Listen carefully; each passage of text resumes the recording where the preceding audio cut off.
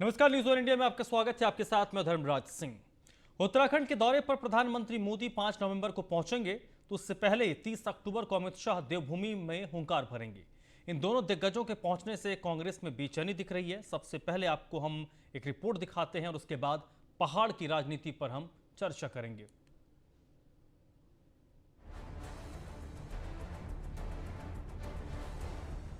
उत्तराखंड विधानसभा चुनाव को लेकर सियासी तड़का लगना शुरू हो गया है, जहां बीजेपी एक बार फिर से अपनी सरकार बनाने को लेकर दमखम दिखा रही है, तो वहीं अपनी खोई जमीन को वापस पाने के लिए कांग्रेस भी अपनी सियासी बिसात बिछा चुकी है। लिहाजा दोनों ही पार्टियां कोई कोर कसर नहीं छोड़ना चाहती, जिसको देखते हुए बीजेपी के बड़े नेता अब मैदान में उतरते नजर आ रहे हैं। जहां पीएम मोदी 5 नवंबर को बाबा केदारनाथ का दर्शन करने पहुंच रहे हैं। इस दौरान पीएम मोदी केदारनाथ में शंकराचार्य की मूर्ति का लोकार्पण करेंगे। तो वहीं मोदी से पहले ही कांग्रेस के राष्ट्रीय महासचिव हरीश रावत केदारनाथ धाम पहुंचकर केदार बाबा के दर्शन किए। साथ ही केदारपुरी में चल रहे पुनर्निर्माण कार्यों का भी जायजा लिया, जिसके बाद हरीश रावत का कहना है कि केदारपुरी के ज्यादातर काम उनकी सरकार में ही पूरे हो गए थे, लेकिन 5 काम ऐसे हैं जो केंद्र सरकार में अटके हुए हैं। प्रधानमंत्री जी बार बार आए और कोविड, अर्थव्यवस्था और बेरोजगारी के मामले में जो उनका मिसमैनेजमेंट है, उसके लिए भगवान केदार से क्षमा भी मांग लें। और जो उनका डबल इंजन उत्तराखंड में फेल हो गया, नॉन स्टार्टर है, उसके लिए भी कहें भगवान ये गलती होगी, ये जो हमने डबल इंजन का जुमला दिया, ये भगवान केदार वो जुमला जो है फेल हो गया। मोदी के इस दौरे को लेकर मचे सियासी घमासान के बीच बीजेपी नेता शादाब शम्स ने कांग्रेस पर निशाना साधते हुए कहा कि कांग्रेस पीएम मोदी के दौरे से बेचैन हो रही है। भारतीय जनता पार्टी का कार्यकर्ता गदगद है और हम ये मानते हैं कि कांग्रेस के पेट का दर्द हमारी समझ में आ रहा है कि जैसे जैसे माननीय मोदी जी के आने के दिन नज़दीक हो रहे हैं, वैसे वैसे कांग्रेस के पेट का दर्द बढ़ रहा है। पीएम मोदी के दौरे से पहले 30 अक्टूबर को देश के गृह मंत्री अमित शाह देवभूमि के दौरे पर पहुंच रहे हैं, जहां देहरादून में अमित शाह एक जनसभा को संबोधित करेंगे। अमित शाह प्रदेश बीजेपी की कोर कमेटी की बैठक लेंगे। इस दौरान वो पार्टी के प्रांतीय नेतृत्व में चुनावी तैयारियों की नब्ज टटोलेंगे। साथ ही सहकारिता विभाग की घसियारी कल्याण योजना का शुभारंभ करेंगे। इस योजना के तहत 7,771 सहकारी केंद्रों पर कम दरों पर चराएगी। ये केंद्र तमाम गांवों के संपर्क क्षेत्र में स्थित है। महिलाओं को अपने घरों के नजदीक ही हरे चारे की उपलब्धता हो सकेगी। पशुओं के लिए लाभदायक चारा आसानी से उपलब्ध हो सकेगा। 30 तारीख को हमारे देश के गृह मंत्री और सहकारिता मंत्री एक महत्वाकांक्षी योजना हमारी सरकार की मुख्यमंत्री घसियारी कल्याण योजना, उसकी यहाँ से लॉन्चिंग होने जा रही है। अमित शाह जी का दौरा उत्तराखंड में है और ये दौरा एक घसियारी योजना जो प्रदेश के अंदर लागू करने का है, जिससे पहाड़ों में जो घटना होती है, घास काटने में महिलाएं गिरकर कई बार मर भी जाती हैं, उनको हरी घास का बैंक मिले अपने क्षेत्र में, इसके लिए ये योजना लागू हो रही है। और दूसरा, एक चुनावी जनसभा को संबोधित करेंगे। इस चुनावी जनसभा को हमने अभी देहरादून तक सीमित रखा है। लिहाजा उत्तराखंड में 2 बड़े नेताओं का पहुंचने का मतलब साफ है कि आगामी चुनाव को लेकर जिस तरह से तैयारियां चल रही हैं, वो कांग्रेस और अन्य पार्टियों के लिए लड़ाई को और चुनौतीपूर्ण बना दिया है। अब देखना होगा कि पहाड़ों की जनता किसको अपना खेवनहार बनाएगी। Bureau report, news one India. तो चलिए, देवभूमि के चक्रव्यूह में आज हम इसी मुद्दे पर बातचीत करेंगे और इस चर्चा में मेरे साथ विपिन केंथौला जुड़ रहे हैं, जो प्रवक्ता हैं भारतीय जनता पार्टी के। सुजाता पॉल जी हैं प्रवक्ता कांग्रेस पार्टी के, और बसंत कुमार हैं प्रवक्ता आम आदमी पार्टी के। आप तीनों का बहुत बहुत स्वागत। सबसे पहला सवाल सुजाता पॉल जी आपसे। अमित शाह, प्रधानमंत्री नरेंद्र मोदी उत्तराखंड आ रहे हैं और माना जा सकता है कि इन 2 लोगों के दौरे के बाद भारतीय जनता पार्टी ऑफिशियली अपने चुनाव प्रचार का आगाज कर देगी। कांग्रेस पार्टी इन 2 बड़े नेताओं के चुनावी अभियान को कैसे देख रही है, कैसे उसका काउंटर करेगी? देखिए, जहां तक किसी भी व्यक्ति का सवाल है, और ये तो देश के प्रधानमंत्री की बात हो रही है, उनका बहुत बहुत स्वागत है, क्योंकि हम सभी का स्वागत करते हैं अपने राज्य में।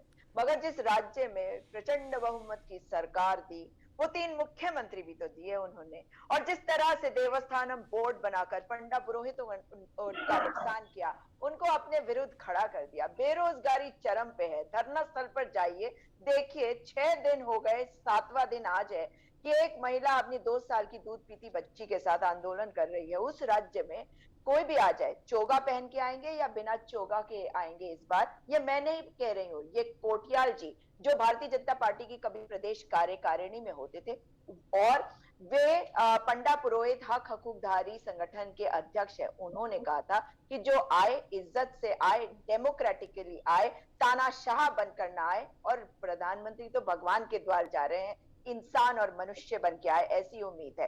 मगर राजनीति की जहां तक बात है, मुझे सबसे पहले आप लगती है कि आपने कहा था कि कांग्रेस में बेचैनी है। कांग्रेस में बेचैनी कैसे होगी? जनता में बेचैनी है। तो जब जनता में बेचैनी होगी तो हम शांति से कैसे बैठ सकते हैं? हम जनता की आवाज है, जनता की रगो रगों में है। और जहां तक बात है अमित शाह जी की, तो अमित शाह जी भी आए, जो कुछ करना चाहते कर ले, एक और मुख्यमंत्री देना चाहते हो अगले कुछ हफ्तों के लिए, वो भी देके चले जाए, हमें कोई दिक्कत नहीं है। हम वो कर रहे हैं जो जनता के हित में है, जनता के साथ खड़े हैं और सरकार से सवाल उठा रहे हैं, और ये सरकार जाएगी। ठीक है, बसंत कुमार जी, आम आदमी पार्टी कैसे देख रही है इन 2 बड़े नेताओं के दौरे को? देखिए, जहां तक आध्यात्म का सवाल है और जहां तक मंदिरों में जाने का सवाल है, अपनी पूजा पाठ का सवाल है, सबको अपना अधिकार है। और राजनीति से हम इसको इसलिए नहीं जोड़ते हैं क्योंकि ये दोनों राजनीतिक दलों को भगवान की शरण में जाएं, कहीं भी जाएं, इनको इनके कर्मों की सजा जरूर मिलेगी। 20 साल उत्तराखंड बर्बाद किया है, उत्तराखंड का इन्होंने खस्ता हाल कर दिया, उत्तराखंड के बेरोजगार रो रहे,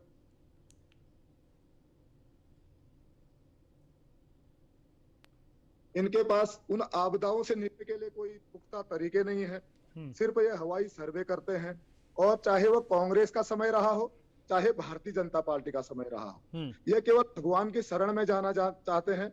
ये कर्म करने वाले लोग, मेहनत करने वाले लोग नहीं है। ये लोगों को बरगलाना जानते हैं, आस्था के नाम पर वोट लेना जानते हैं। लेकिन उत्तराखंड की जनता समझ चुकी है, ये जो स्पिरिचुअल मैटर है, स्पिरिचुअल मैटर आदमी का पर्सनल मैटर है, इसके साथ राजनीति का कोई लेना देना नहीं है। मैं कहना चाहता हूं भारतीय जनता पार्टी के उन शीर्ष नेतृत्व को कि आप कितने मंदिरों में माथा टेक लीजिए, अब उत्तराखंड की जनता आपको बकसने वाली नहीं है। और खासकर कांग्रेस को भी कहना चाहता हूं, हरीश रावत भी वहां गए थे, उन्होंने भी शुरुआत की है। 20 साल बारी बारी से आप दोनों लोगों ने उत्तराखंड प्रदेश को ठगा है, छला है, बर्बाद किया है, और आप अदला बदली करते हो। पहले तो आप पार्टी की अदला बदली, एक आता था आया राम गया राम चलता था, शक्तिमान आता था तो गंगाधर गायब हो जाता था, गंगाधर आता था तो शक्तिमान गायब हो जाता था। लेकिन अब ये नेताओं की भी अदला बदली करने लगे हैं। ये क्या करते हैं, इस साल इनका टर्न था तो इसी पार्टी में थे। पिछले बार आपने देखा होगा कांग्रेस के जो नेता थे, उनको पता चला कि अब भाजपा की सरकार आने वाली है तो वो सट से खिसक के भाजपा में चले गए। अब इनको ऐसा लग रहा है कि कांग्रेस की सरकार आने वाली है तो अब भाजपा से लोग कांग्रेस में खिसकने लग गए वही लोग। तो ये सब इनका चलता रहता है, लेना देना। इस बार उत्तराखंड की जनता के पास विकल्प है, आम आदमी पार्टी उत्तराखंड के ठीक है सत्ता में बैठेगी और अपनी सरकार बनाएगी। इन दोनों को, उत्तराखंड को भाजपा और कांग्रेस, चलिए ठीक है सर, आम आदमी पार्टी एक विकल्प के तौर पर आई है, बैठती है नहीं बैठती है जनता जनार्दन तय करेगी। विपिन कैंथोला, दोनों को आपने सुना, मैं सवालों को रिपीट नहीं करूंगा, मैं चाहूंगा कि आप जल्दी से दोनों के सवालों का जवाब दे दीजिए, क्योंकि इस चुनाव में आपके लिए, आपके दल के लिए चुनौती इसलिए भी ज्यादा है क्योंकि आप सत्ता में हैं, आपको सवालों के जवाब देने हैं। नमस्कार धर्मराज भाई, बहुत समय बाद आपके साथ डिबेट में बैठना हुआ। सभी पैनलिस्टों को भी मेरा राम राम। देखिए धर्मराज भाई, मैंने दोनों लोगों की बात सुनी। देखिए प्रधानमंत्री जी समय समय पर केदारनाथ आते हैं, ये पूरे देश की जनता को पता है, पूरे विश्व की जनता को पता है। उत्तराखंड के साथ प्रधानमंत्री जी का गहरा नाता है, उत्तराखंड के साथ उनका गहरा प्रेम और स्नेह है, ये सब लोग जानते हैं। जब 2013 की भी त्रासदी हुई थी तब प्रधानमंत्री जी गुजरात के मुख्यमंत्री थे, तब भी वो आए थे, तब भी उन्होंने उत्तराखंड की सरकार को कहा था कि केदारनाथ में जो भी सहयोग उत्तराखंड की सरकार चाहती है वो करने को तैयार। हम्म। देखिए धर्मराज भाई, अमित शाह जी अभी पिछले हफ्ते भी उत्तराखंड के प्रवास में आए थे जब आपदा आई थी, और आपदा का आकलन करने के लिए आए थे। एक अधिकारी केंद्र का उन्होंने सेक्रेटरी छोड़ा भी था, और वो सेक्रेटरी दो तीन दिन यहाँ पे रहे, उन्होंने जायजा भी लिया, और तमाम जो आपदा प्रबंधन की टीम है, जो अन्य जो हमारे जहाँ जहाँ जिन जिन जनपदों में आपदाएं हैं उन सब जनपदों के जिलाधिकारियों से उन्होंने मिले भी, और वर्चुअली इस समीक्षा भी की कि कितना जो नुकसान हुआ है इन सब चीजों को लेकर के। अमित शाह जी का 30 तारीख को प्रवास है, 30 तारीख को यहाँ आ रहे हैं उत्तराखंड में, और निश्चित रूप से एक हमारी जो महत्वाकांक्षी योजना उसका भी शुभारंभ करेंगे। भारतीय जनता पार्टी की जो कोर कमेटी है उसके मेंबरों के साथ भी बैठेंगे, मंत्री परिषद के सदस्यों के साथ भी बैठेंगे, और पदाधिकारियों के साथ भी बैठेंगे। हमें पता है क्योंकि ये प्रदेश चुनावी समझ में आ रहा है, बहुत सारे लोग आते हैं। अब जिस प्रकार से आरोप लगा रहे थे मेरे मित्र कि मंदिर मंदिर, अरे भाई जो लोग राम के अस्तित्व पर सवाल उठाते हो, जो लोग कहते हो कि मंदिर मत बनाइए, जो लोग कहते हो कि मंदिर बनाने से विकास नहीं होता, आज वो अयोध्या में जा रहे हैं, क्या नौटंकी कर रहे हैं, सब जानते हैं। आप जिस प्रकार से आपदा की बात करते हैं, दिल्ली में किस प्रकार की आपदाएं हैं, आप तो धर्मराज भाई बिहार में जाते हैं, किस प्रकार से वहां पर पानी भर जाता है, आपने क्या किया। ये सारी चीजें दैवीय आपदा को अगर जो आप राजनीति करेंगे तो आप पर भी प्रश्न चिन्ह है, आप पर भी बहुत सारी चीजें हैं। जो आपने वादा किया कि दिल्ली के अंदर रोजगार देने का वादा किया, तो 300 कुछ लोगों को ही तो रोजगार दे पाए आप इन 7 वर्ष में। कितने लोगों को रोजगार दिया? जो पोर्टल की बात आप करते हो उसमें 1000 लोगों को भी आप रोजगार नहीं दे पाए। दूसरे पर प्रश्न चिन्ह लगाना, उत्तराखंड की जनता जानती है कि देवभूमि को संभालने का काम जिस प्रकार से भारतीय जनता पार्टी की सरकार ने किया वो बखूबी कर रही है और करती रहेगी। उत्तराखंड जनता ये भी जानती है कि जिस प्रकार से आपने देखा होगा 2013 की भी धर्मराज जी आपदा देखी, कितने कौन से गृह मंत्री हम आपने इस प्रदेश के अंदर देखे कि जो आए हो। प्रधानमंत्री जी ने 3 दिन बाद सुध ली, इनके राष्ट्रीय अध्यक्ष ने 3 दिन बाद सुध ली। तो ये सब लोग आज अपने जिस प्रकार से भारतीय जनता पार्टी ने संवेदनशीलता से, चाहे वो केंद्र की सरकार हो, चाहे हमारा संगठन हो, चाहे हमारे मुख्यमंत्री जी हो, जिस प्रकार से हमने संवेदनशीलता के साथ काम किया है, उसको देखते हुए ये सब लोग समझ गए हैं कि इनके पास, इनके नेताओं के पास समय नहीं होता है इनके राज्यों में जाने के लिए, इसलिए इस प्रकार की अनगल। चलिए ठीक है, सुजाता पॉल जी आपको रिस्पॉन्ड कर रही थी। सुजाता जी प्लीज। जी देखिए, ये गहरा प्रेम उत्तराखंड से मैं आपको याद करा दूं, मुख्यमंत्री गुजरात का 11,000 गुजरातियों को निकाल के ले जाने का, उस वक्त जब देश के हर व्यक्ति को बचाने की जरूरत थी, तो उस वक्त के मुख्यमंत्री मोदी जी आए थे अपने लोगों को रैम्बो बनकर निकालने के लिए, सबके लिए नहीं आए थे।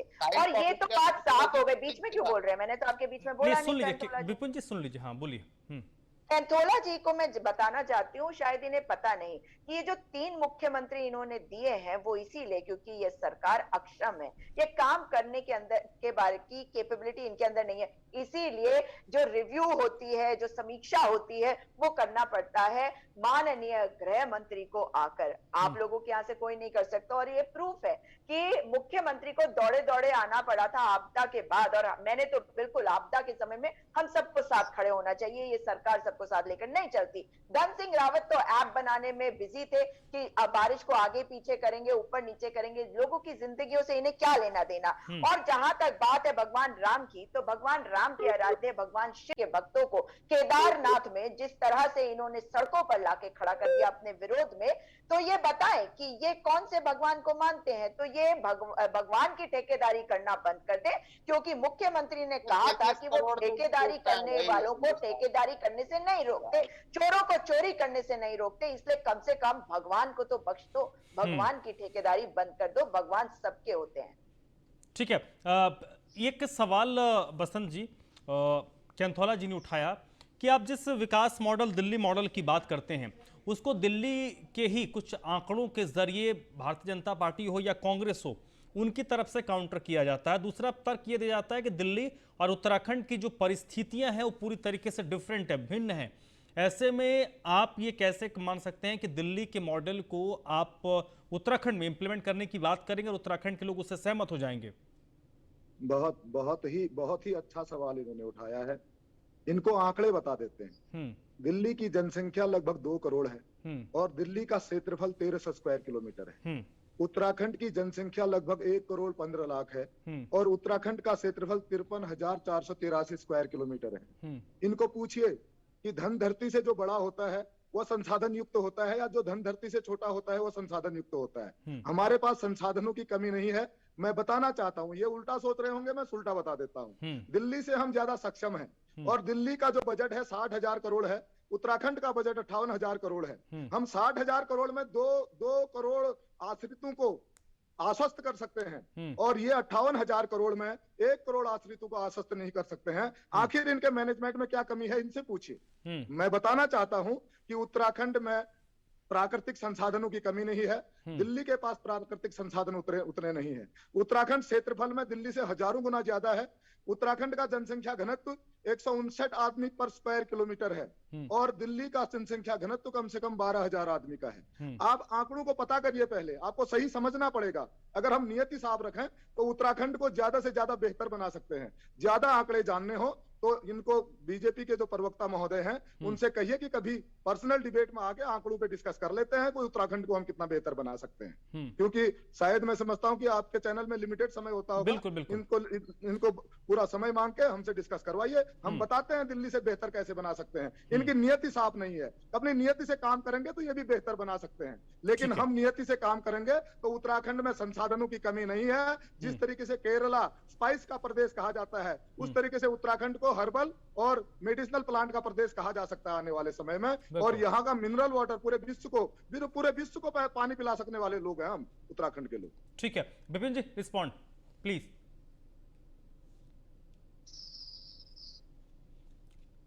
विपिन कैंथोला जी, आवाज आ रही है आपको मेरी? तो मेरी आवाज जी बोलिए। हाँ विपिन जी, आपने जिस आंकड़ों की बात कही, जिस दिल्ली मॉडल को की, उसको बसंत जी ने कुछ एक फिगर के साथ क्लियर करने की कोशिश की। क्या आपको उसमें ऑब्जेक्शन है? देखिए धर्मराज भाई, इनसे पूछिए कि मोहल्ला क्लिनिक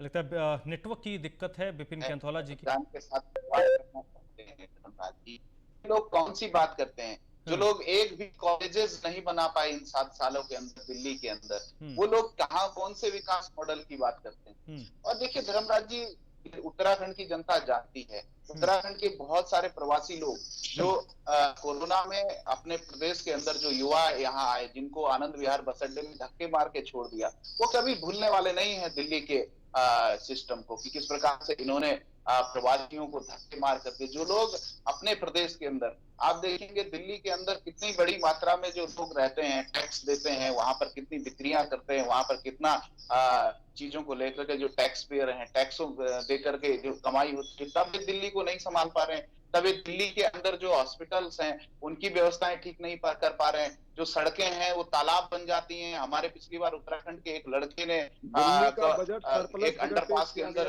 दम तोड़ दिया। ठीक है, वो दिल्ली। चलिए सर, एक विपिन कैंथोला जी, मैं दिल्ली पर इस डिबेट को शिफ्ट नहीं करना चाहता।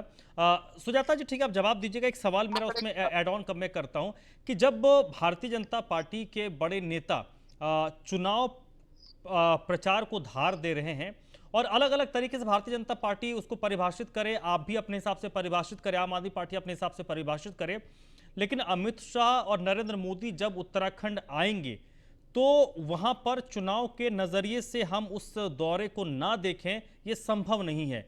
तो कांग्रेस पार्टी कुछ तो तैयारी कर रही होगी इसको काउंटर करने के लिए। देखिए, मैं इससे पहले कि इस बात का जवाब दूं, एक बात जरूर कहना चाहती हूँ। आम आदमी पार्टी भूल ना जाए कि 69,000 करोड़ का बजट है इनका दिल्ली में, लेकिन ये वहां पे कितनी बिजली फ्री दे रहे हैं और यहाँ पे कितनी बिजली फ्री देने की बातें कर रहे हैं, ये बात को ना भूले। अब आ जाते हैं प्रधानमंत्री जी। प्रधानमंत्री जी तो आते ही चुनावों के समय पे आए थे। 2017 में हमारे यहाँ चुनाव थे, 2017 में आए, 2018 में आए क्योंकि 2019 में चुनाव थे, फिर 2019 में आए मई में, और उसके बाद अब आ रहे हैं, अभी तक क्यों नहीं आए? केदारनाथ क्यों नहीं आया, आप मुझे बताइए ना। तो सीधी बात ये देखिए, आप बीच में क्यों बोलते हैं भाई? आपके तो बीच में कोई बोलता नहीं, जबरदस्ती घुसना है बीच में। विपिन जी, अब हाँ, देखिए जल्दी से। कि बड़े नेता अगर चुनाव प्रचार करने के लिए आ रहे हैं, इसलिए नहीं आ रहे, ये जानते हैं कि ये कठपुतली सरकार है और ये स्वयं को नहीं संभाल सकती और जनता त्राहिमाम कर रही है। तो यहाँ पर कोई ना कोई गेम हम कैसे खेले ये बताएं। मगर मेरा तो सवाल ही है आपके माध्यम से प्रधानमंत्री जी को कि 1962 की बड़ी बातें करते हैं व्हाट्सएप में, और जिस रास्ते से चीन तब आया था उसी रास्ते से चीन के 100 सैनिक हमारे राज्य में घुसे, हमारे ब्रिज को तोड़ा, हमारे इंफ्रास्ट्रक्चर को तोड़ा और वापस चले गए। बताएं ना आके प्रधानमंत्री जी की क्या करेंगे, वो किस तरह से चीन को सबक सिखाएंगे, लाल आके दिखाएंगे। तो जहां तक चुनावों की चलिए, बेरोजगारी समस्या समय है की भाई साहब। पाबंदी है। विपिन कैंथोला जी, सुजाता पॉल जी, बसंत कुमार जी, आप तीनों का बहुत बहुत शुक्रिया। उत्तराखंड में चुनाव हैं और बड़े नेता भारतीय जनता पार्टी के प्रधानमंत्री मोदी और अमित शाह उत्तराखंड के दौरे पर आने वाले हैं। इससे पहले जो विपक्ष है, विशेष तौर पर कांग्रेस और आम आदमी पार्टी, इसका काउंटर कैसे ढूंढती है उस पर जरूर सभी लोगों की नजर होगी। आप तीनों का बहुत बहुत शुक्रिया। तो देवभूमि के चक्रव्यूह में आज बस इतना ही।